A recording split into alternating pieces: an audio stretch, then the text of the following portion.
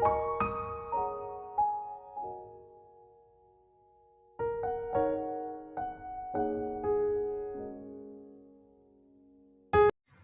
বন্ধুরা, তোমরা সকলে কেমন আছো? আশা করছি যে যেখান থেকে আমার ব্লগটা দেখছো সকলে ভালো আছো এবং সুস্থ আছো। আমিও আবারও প্রতিদিনের মতো একটা নতুন ব্লগ ভিডিও নিয়ে চলে এলাম তোমাদের মাঝে। সকালে বাসি কাজ হয়ে গেছে, তারপরে যেটা আমার সকালে কাজ থাকে রান্নাবান্নাটা। এদিকে ভাত বসিয়ে দিয়েছিলাম, ভাত বসিয়ে দিয়ে আটাটা মাখছিলাম, এদিকে দেখছি ভাতটা উতলে গেছে। ঢাকনাটা সরিয়ে কড়াইয়ে বসিয়েছিলাম আমি একটা আলুর তরকারি, ছেলের জন্য টিফিন দিতে হবে, শ্বশুরমশাইয়ের জন্য খেয়ে যাবে যেহেতু রুটির সঙ্গে, তো একসঙ্গে দুজনের জন্য সে কারণে বানিয়ে নিচ্ছি। এদিকে আমি আটাটা মেখে নিয়েছি, ছোট ছোট করে, বেশি ছোট না মানে মিডিয়াম করে গুলি করে নিয়েছি। তোমাদের দাদাভাই যখন রুটি খায় তখন আরেকটু গুলিটা ছোট করতে হয়। তো এখন শ্বশুরমশাই বড় ছোট সেটা কোনো ব্যাপার না, তো ছেলেকে যখন দেবো লিচিটা একটু ছোট করে নেব। আর এদিকে দেখো বেলে একে একে রুটিগুলো আমি, কড়াইটা গরম হয়ে গেছে, কড়াইয়ে দিয়ে দিয়েছি। এবার একটা গামলা আমি ফাঁকা করে রাখলাম যেটাতে আমি রুটিগুলো রাখবো, সেটাকেও সাইডে নিয়ে রাখলাম। রুটি ভাজা কমপ্লিট হয়ে গেছে। এবার ছেলের জন্য আজ পরোটা করে দিলাম। শ্বশুরমশাই চলে এসেছেন, শ্বশুরমশাইয়ের খাবারটা আমি বেড়ে দিয়েছি।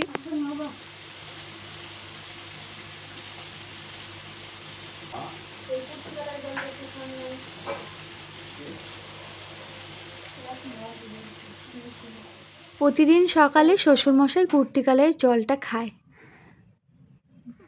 আর এদিকে আজ খেতে ভুলে গেছে, আমি সেটাই বললাম। তো সে কারণে থালাটা আবার রিটার্ন নিয়ে এসেছিলাম, আবার পরে দিয়ে আমি ঘরে চলে আসলাম, কারণ ছেলেকে ড্রেস পরাতে হবে। আজকের বারটা বৃহস্পতিবার, পিটি ড্রেস পরাতে হবে, সাদা ড্রেস। ব্যাগটা ঝোলাও নাই কিন্তু।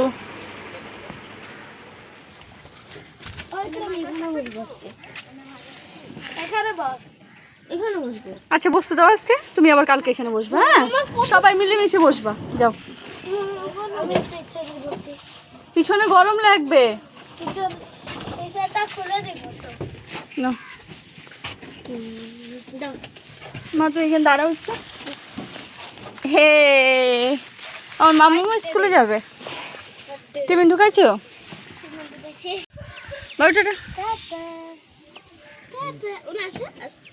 না না না না,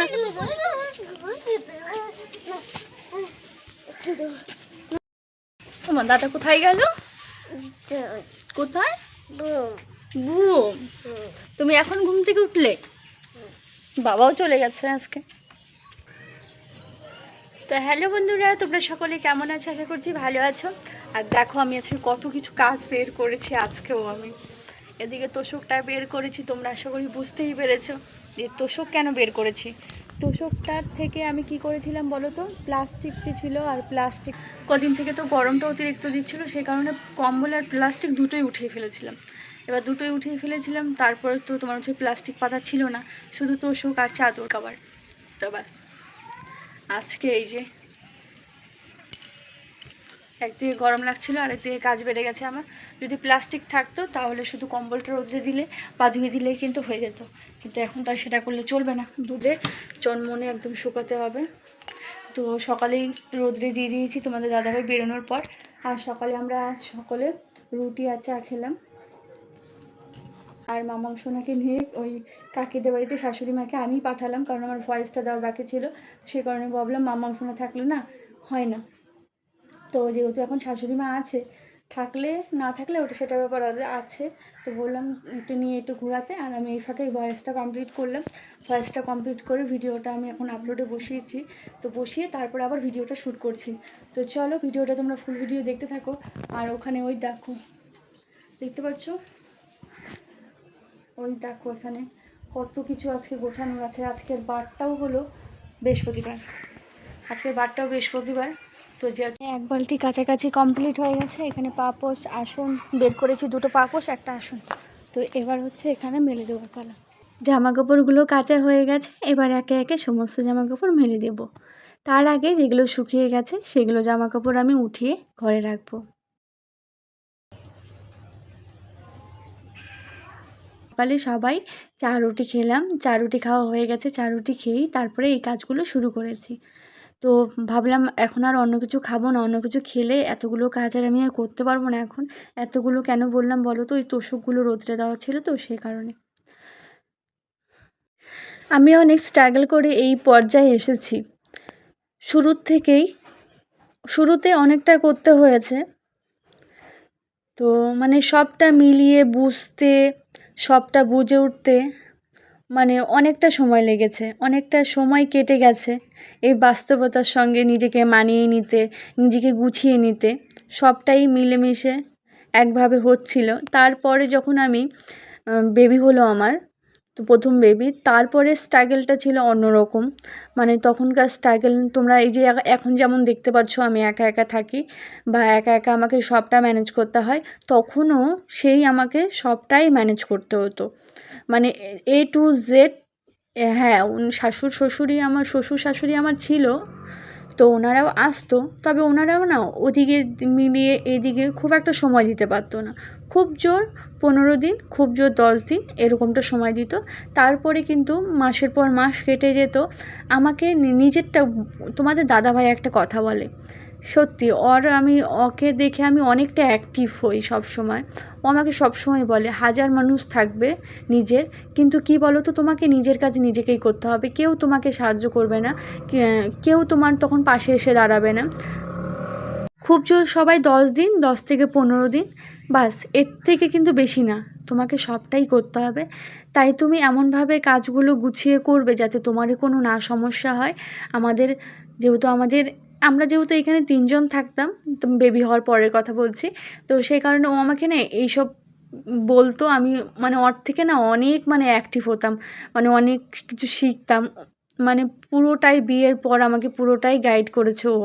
মানে আমি শ্বশুর শাশুড়ি মানে খুব একটা পাইনি যে আমাকে কেউ শিখিয়ে দিবে বা বলে দিবে। সেই সময়টা বললাম না, ওখানে যেহেতু সবাই থাকে, ওখানে কৃষিকাজ টাজ খুব একটা সময় দিতে পারিনি। এসেছে মাসে 1 থেকে 2 বার, আবার কোনো বছরে দেখা যাচ্ছে ওই লাস্টের দিকে এসেছে, আবার কোনো বছরে আসতেই পারেনি, এরকমও সময় গেছে।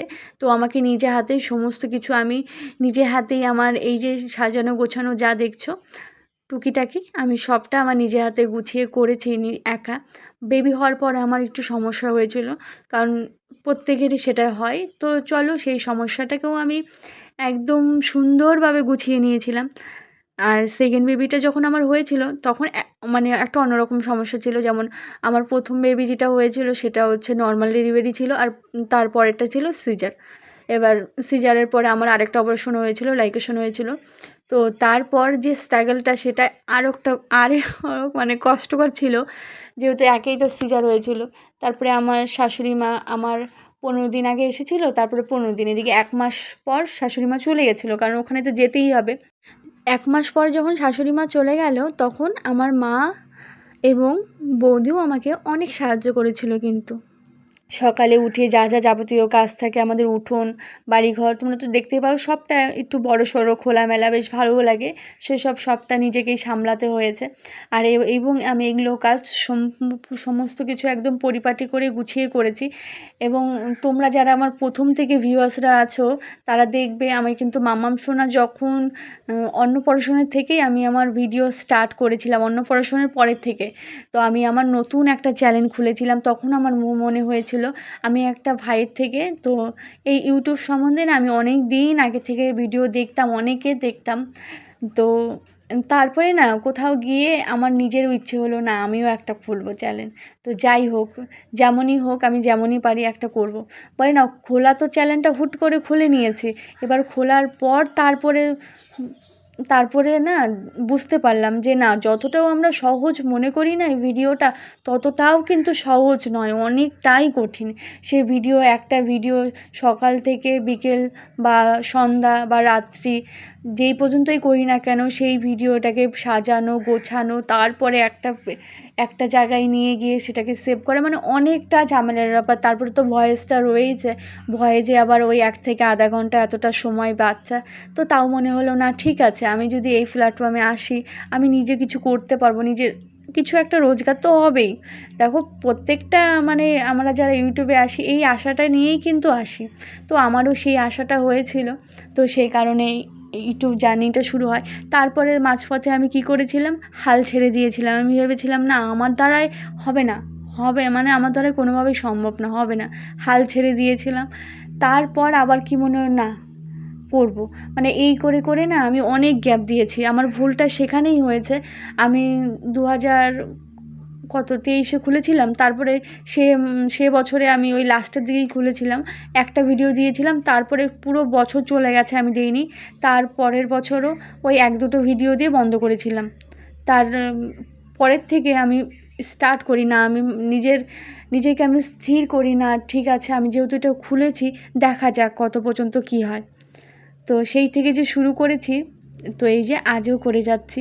তো মানে আমার এই চ্যানেলটা না অনেক পুরনো, তবে চলো পুরনো হলেও না ডিলিট করে যে আবার একটা নতুন করব সেই সব আমার ইচ্ছে ছিল। একটাও কারণ আছে, অনেকের অনেক ভুল ধারণা আছে জানো তো, যারা নাকি মানে এই একটু শহরের দিকে থাকে তাদের নাকি কোনো কাজ নেই। অনেকেই মনে করে, যারা গ্রাম সাইডে থাকে তারা মনে করে কি আমাদের এদিকে তো কোনো কিছু কাজই নেই, শুধু রান্নাবান্না খাওয়া দাওয়া, এছাড়া মানে আরও যে কোনো কাজ থাকে সেসব মনেই করে না। তো জানি ওই সাইডেও কাজটা বেশি। তো ভাবলাম তারপরেও না ভাবলাম চলো কাজ যখন নেই তো চলো আমিও একটা চ্যানেল খুলে নিই। আমি আর কী কাজ করি সারাদিনে, কোনো তো আর কাজ বাজ নেই। তো চলো যে আমি যতটুকুই বসে বসে মানে দিন কাটাই টুকটাক যাই করি সেটাই আমি একটা ব্লগ বানাবো। অনেকের অনেক রকম ভুল ধারণা ছিল, তো আমার ইচ্ছে ছিল না এই ভুল ধারণাটা আমি না কাটাবো। তো কাজ দেখো কম বেশি সব জায়গায় আছে, যে এরকম কাজ করুক না কেন তার বাড়িতে সেরকমই কাজ থাকে। তো যেমন আমাদের বাবার বাড়ি বিয়ের আগে আমাদের বাড়িতে কিন্তু নিমকির ফ্যাক্টরি ছিল, কাজ হতো নিমকির। আমি তোমাদের এই আমার ব্লগেই তোমরা দেখতে পাবে লাস্টের দিকে আমি বানানো কাটিং ভাজা সব শেয়ার করেছি। কিন্তু যখন প্রথমে আমি চ্যানেল খুলেছিলাম না তখন পর্যন্ত আমাদের বাড়িতে কাজ হতো। তো মিডিলে বাবার শরীরটা বেশি খারাপ করে, বাবার সেই খাটনির কাজটা করতে পারে না দেখে বন্ধ হয়ে গেছিলো। দেখো আমি তোমাদের সঙ্গে কথা বলতে বলতে আমার বাইরের কাজ, তারপরে পুজো বৃহস্পতিবারে সবটাই কিন্তু হয়ে গেছে। তারপরে আমি বিকেলের দিকে এই কাজগুলো করছি। তো চলো যে কথা বলছিলাম সে কথাই আবার ফিরে যাই। এই হলো আমার পুরো জার্নিটা। তো তারপর প্রথমে তোমাদের দাদাভাই খুব আপত্তি ছিল। মানে আপত্তিটা কেন ছিল, দেখো একটা সোশ্যাল মিডিয়ায় আমি কাজ করছি, তো সেখানে নেগেটিভ পজিটিভ দুটো জিনিসই থাকবে। এবার তোমাদের দাদাভাই আমাকে দুটো জিনিস বলেছিল, হ্যাঁ তুমি কাজ প্রথমের দিকে তো একদম অমত ছিল, তারপরে তো যখন অনেক কষ্ট করে রাজি করলাম তখন বললো হ্যাঁ ঠিক আছে, কোনো দিন যদি আমি তোমার কমেন্ট বক্সে কোনো বাজে কমেন্ট আসে তো সেই সময় আমি তোমার ফোনটা নিব, জাস্ট তোমাকে কিছু বলবো না, সেই সময় তোমার ফোনটা নিব আর ফোনটা আমি সেই মুহূর্তেই আমি ভেঙে দেবো। তো তারপরে আমি বললাম আচ্ছা ঠিক আছে, আমি যদি কোনো বাজে কিছু কন্টেন্ট বানাই তাহলে তো আমার বাজে কমেন্ট আসবেই, আর আমি যদি সেই সব কন্টেন্টে তো আমি কাজ করব না। আমি একটা মধ্যবিত্ত ঘরের বাড়ির মেয়ে, একজন মধ্যবিত্ত বাড়ির বউ। তো আমি সবসময় চেষ্টা করি নিজের যে একটা মান সম্মান আছে সেটাকে বজিয়ে রেখে সব কাজবাজ করার জন্য। তো আমার টার্গেট সেটাই ছিল, আমার লক্ষ্য ছিল আমি যে সংসারের কাজ করি সেটা নিয়েই আমি একটা চ্যানেল খুলেছি এবং সেটা নিয়েই আমি কাজ করব।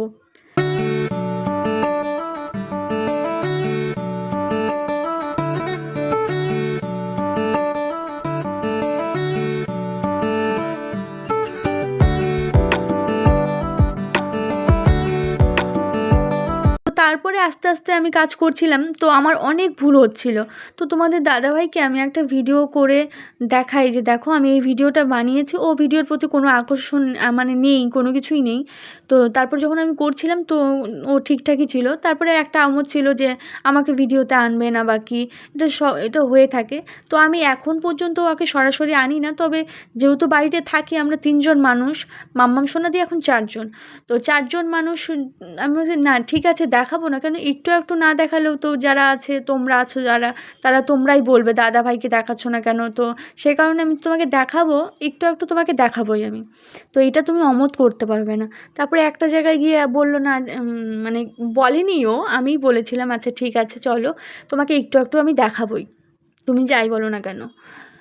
তোমাকে তোমার দাদাভাইকে ভিডিওটা দেখাই তো, আমি বলছি দেখো এই দেখো আমি ভিডিও বানিয়েছি, তুমি দেখো তো, দেখে বলো আমি কোনো কিছু খারাপ বানিয়েছি নাকি বা খারাপ কিছু বলেছি কি না, বা আমার ভয়েসটা ঠিক আছে কি না।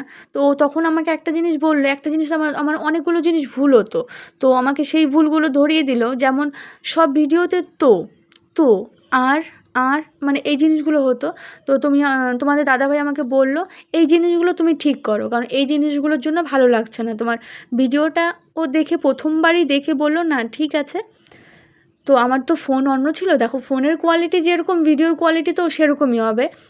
তো বললো না ঠিকই আছে ভিডিওটা, কিন্তু তোমার ভয়েসটা যে তুমি দিচ্ছ তোমার তো আর এগুলো জিনিস বেশি হচ্ছে। প্রথম আমার তোটা বেশি হতো, কারণ দেখো এরকম সরাসরি ভয়েস দিতে বসা এরকম তো আগে অভ্যাস ছিল না, এখন দিতে দিতে একটু অভ্যাস হয়ে গেছে, তবু অনেক কিছু ভুল হয়। তো যাই হোক এই ভুলগুলো মানিয়ে নিয়েই সমস্ত কিছু করি, কাজগুলো করে যাচ্ছি। তো তারপরে আস্তে আস্তে কোথাও গিয়ে তোমাদের দাদাভাই এখন কিছু একটা বলে না।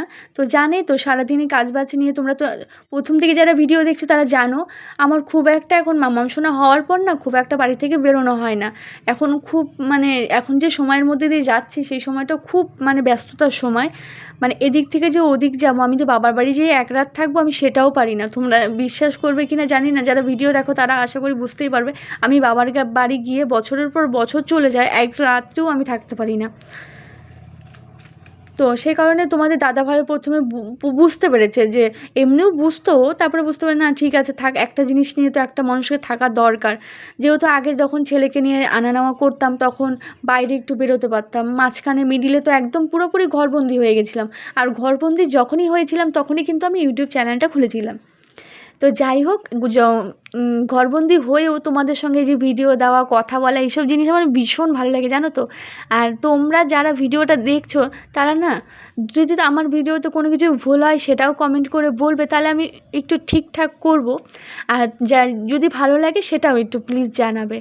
আর রাতের রান্না আমার হয়ে গেছে, এদিকে মাছ এনেছিল জানো তো, শাশুড়ি মা মাছগুলো বানিয়ে দিল, ছোটো মাছ এনেছিল আর এনেছে রুই মাছ। তো সেটাই রান্নাবান্না কমপ্লিট হয়ে গেছে। আর সকালে যেহেতু আমাকে উঠেই রান্নাবান্নাটা করতে হয় সেই কারণে রাতেই আমি পুরোটাই কমপ্লিট করে রাখি। যেমন গ্যাসটা মুছে নিয়েছি, তারপরে এইদিকে যা যা ছিল সব কিছু মুছে নিয়েছি। এখন আমি নিচে যে বাসনপত্র আছে সবজি বানিয়েছিলাম সেগুলোকে পরিষ্কার পরিপাটি করে রান্নাঘরটা ভালো করে এখন মুছে রাখবো। আজকের ভিডিওটা আর বেশি বড় করব না গো, অনেক বড় হয়ে গেল। এই যে বাসনপত্র নিয়ে কলপারে চলে এলাম, এবার রান্নাঘরটা মুছে নিচ্ছি। তো চলো সবাই ভালো থেকো, সুস্থ থেকো। আর আমার ভিডিওটা কেমন লাগলো অবশ্যই জানিও। আবারও পরের দিন দেখা হচ্ছে নতুন ভিডিওর সঙ্গে। ভালো থেকো, সুস্থ থেকো।